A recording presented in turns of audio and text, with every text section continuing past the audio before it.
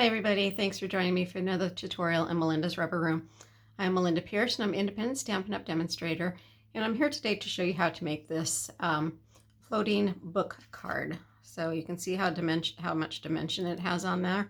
It does fold flat for easy shipping, and then once you get it you can kind of pop these out to give it some more dimension. Okay, so I'm going to point you down to my work surface and show you how to put this together. Okay, so if you're new to my channel, you can see all of my cheat notes over here. And I provide all the measurements for you. This is a card that I did at my Zoom class a couple weeks ago. It's a free Zoom class that I offer on Wednesdays from 10 a.m. to noon Pacific time. And I do provide all of the measurements ahead of time so that you can prepare them and make the card with me. That way, if you have any problems putting together the card, I can answer your questions real time. I can also provide all of the materials to make the cards and ship them to you if you prefer to do that. So all of the information on my upcoming Zoom classes are posted on my Facebook page. You can find me at Melinda's Rubber Room. So for this card, I used a new stamp set that Stampin' Up! Will come out with on May 3rd. You can purchase this. If you're interested in getting this, you can purchase it right from my online store at melindapierce.stampinup.net. You can also, if you're on my Facebook page, you can just hit the Shop Now button and reach my online store there.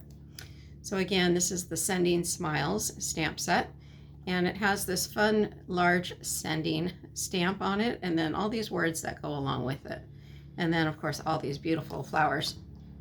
So on the dies, it comes with this image here that creates this yellow portion of the sending, and then it creates this image here creates the finer sending words. So you just cut those out, mount them right on top of each other, and you'll get that image there. And as I said, it does come with all these dies. These dies cut out the flowers, and then you have these long strips to cut out the words, and then these are the stamps that come with that set as well. If you purchase it, you can do so as a bundle and save 10%, so that is a great savings. Okay, so getting to our card, we have a card base that measures 4 1/4 by 5 1/2, and I'm using Highland Heather cardstock. And I have drawn a line right down the center, so half of 5 1/2 is 2 3/4. And then I have 2 pieces of designer series paper. That is these pieces here, measures 1 7/8 by 4 1/8. And I'm going to put those right there towards the side of the card with just a little bit of a border right around the edges.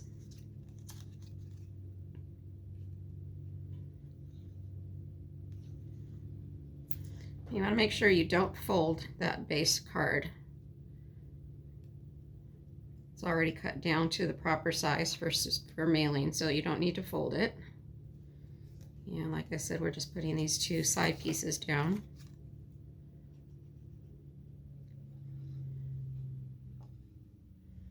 The designer series paper I'm using is the Tulip designer series paper that's in the mini catalog, so it is still available.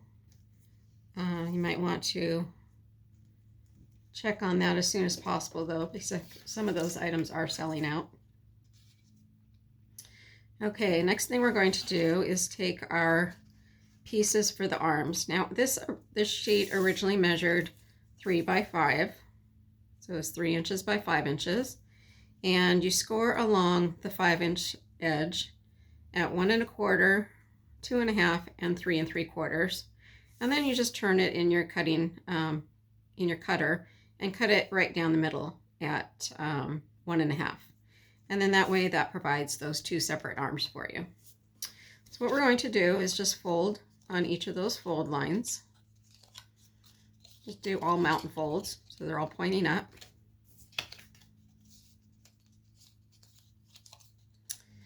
And then what we're going to do is take these arms, and just on this first square, we're just going to put some glue and put that right down in the center. And this is where that center line comes into play. You want to just make sure that your that glue line is right along that center, and then your arm will fold in like that. I'm going to do that again on this side.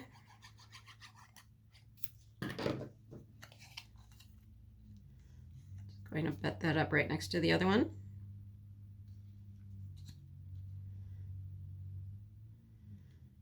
Again, you're just kind of straddling that center line that you drew. Okay, and then that's going to fold that way. Now I just kind of eyeballed this to make sure to kind of put it in the center. If you want to measure it, you can do that as well. Okay, so now that we have those down, we're going to take our centerpiece, and that should measure 2.5 by 4 1/8. If you did buy the card kit from me, I may have cut that piece a little bit too wide, so you'll have to cut it down to 2.5 inches wide, just so that it measures the right size to fit right in between those score lines. I'm just going to glue that into place.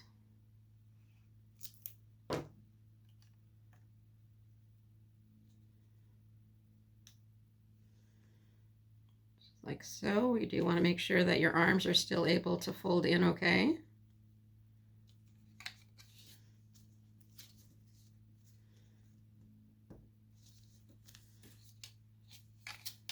Okay.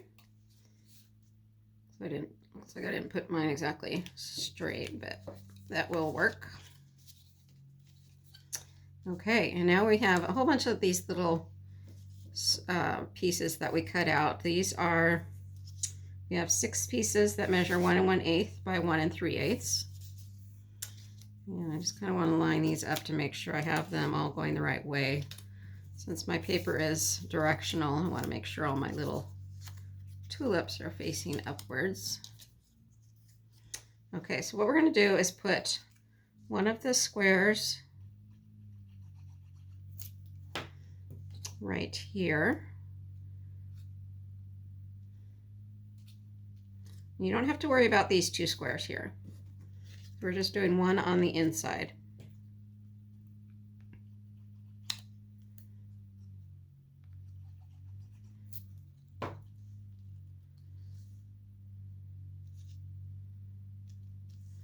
And then we're going to take this side here, fold it in, and we're going to put one here and one here. And we do not need to put one on this last one. That's not going to show.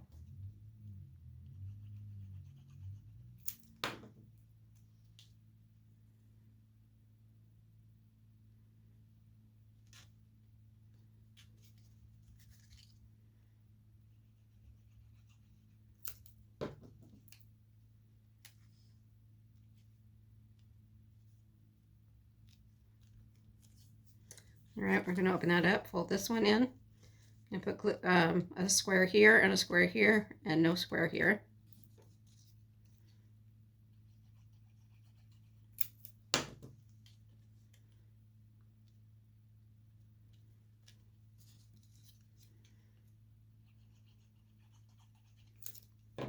Looks like I cut out 2 extra squares for some reason. Okay, don't think we need those. Okay, so now we have our mechanism. We're going to fold that in like so. And we can take our other piece of cardstock. So this measures 4 by 4 1/4. And this is the piece that's going to be scored in half. So that's going to be scored at 2 inches. So I'm going to fold that like so. And that is going to be put right down the center like so. So again, you have your 2 arms here. Theoretically, these should match in the center, but I didn't put it exactly perfect, so they're not meeting in the center. But that won't affect the card. So what I'm doing is I'm going to try to match up this fold line here with the little pencil mark that is on my card, showing where the center mark is. So that's going to lay down just like that. So we're going to put glue right on these squares here in order to attach that.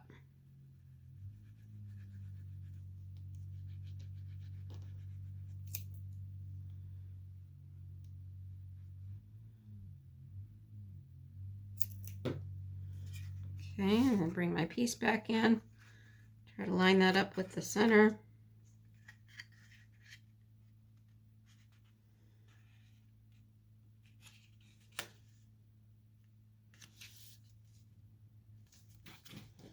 And these should line up right on the top as well. The top and the bottom, there is no margin around those. So it should be straight along the top and straight along the bottom. Making sure I have good adhesion there. Okay, so you don't want to exercise that fold just yet because that glue is not totally done drying. So I'm going to bring in these two pieces in the meantime. So these two pieces of designer series paper are the ones that go on the front, and they measure 1 7/8 by 4 1/8.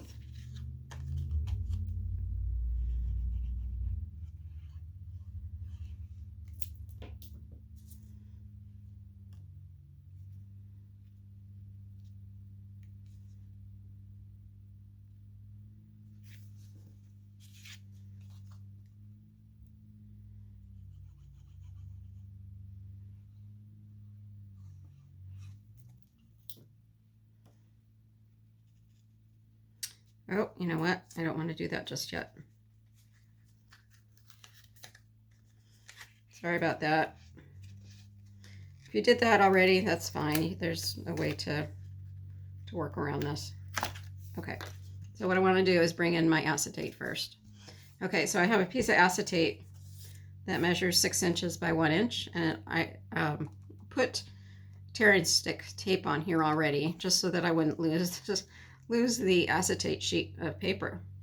So what I'm doing is basically folding it. This is probably about at the 1 inch mark. That's just to kind of help get it to fold where I want it to. Okay, so this tear and stick tape is on this side of the acetate. So when you fold it, it's at the top, and we're going to stick it right on top of that cardstock.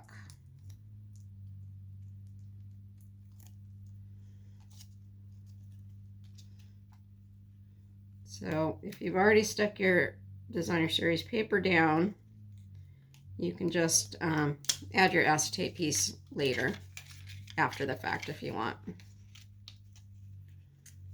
I'm going to bring this out just a little bit so it does reach to the sides.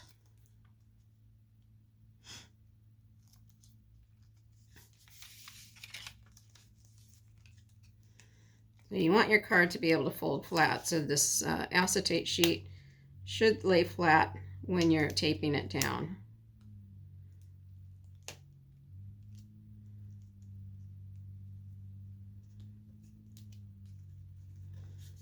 Okay, just like that. Okay, now I'm going to go back and take my designer series paper.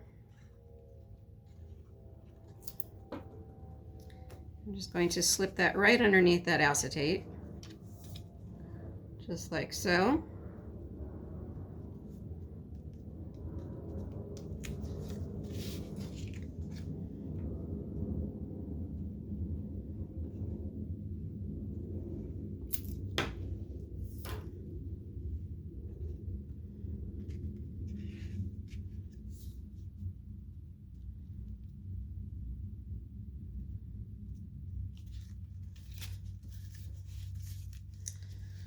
All right, and then I'm going to take my sending that I've already done and put that right on top. I'm just going to take a little bit of glue and adhere that.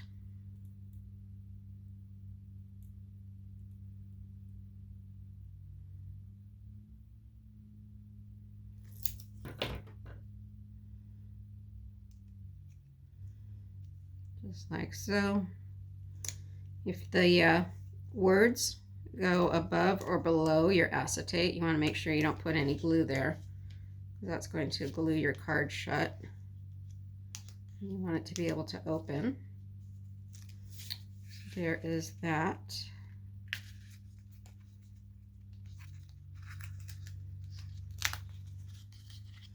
Okay, so it should open like that.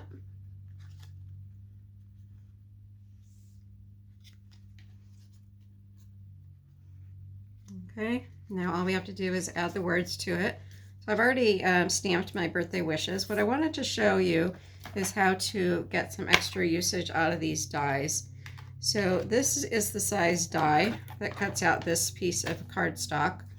But I didn't want that much extra space on my die cut because the space isn't very wide here. So what I did was I cut my image out. I would have stamped it first. Cut my image out and then move this so that I can run it through the cut and emboss machine again and make that die smaller. So all you do is you line it up, something like that, or anywhere where you want your die to cut. So you can make a really small die cut like that, or any size in between. So I found that to be a really helpful trick in making my greetings and making it look like the die was meant specifically for that greeting. So I'm just going to erase this up with some dimensionals.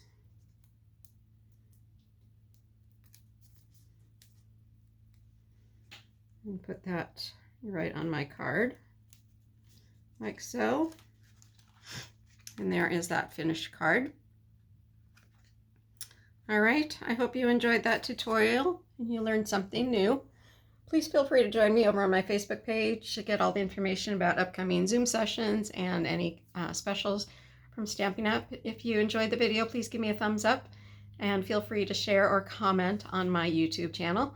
If you have any questions, feel free to reach out to me on my YouTube channel or on my Facebook page at Melinda's Rubber Room, and I would be happy to help you out. Okay, hope you enjoyed the tutorial, and we will see you soon. Bye-bye.